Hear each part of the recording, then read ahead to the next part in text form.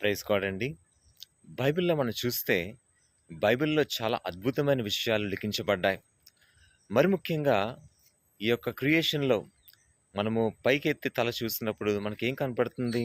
Space కనపడుతుంది. ఆ అంతరిక్షంలో ఆ యొక్క నక్షత్రాలను మనం చూసినప్పుడు మనం అనుకుంటూ ఉంటాం. అబ్బా! ఎంత అందంగా ఇవి చేయబడ్డాయని.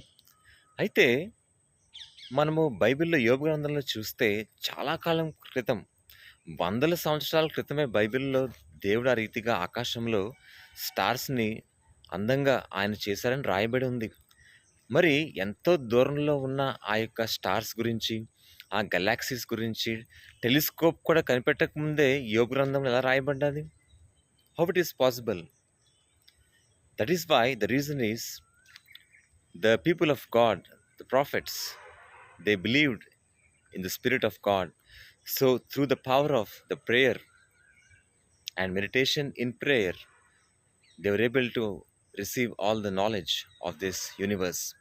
అందుకని దైవ భక్తులు వారి జీవితంలో యోబు కూడా ఎంతో ధ్యానం చేసి దేవునిలో ప్రార్థన చేసి ఆ ఆకాశ నక్షత్రాల్లో మరి ఎన్నో వందల గెలాక్సీలు ఎన్నో నక్షత్రాలు ఉన్నాయి అని మరి దేవుని యొక్క ఉన్నతమైన ఆత్మ శక్తి ద్వారా తెలుసుకోగలిగారు.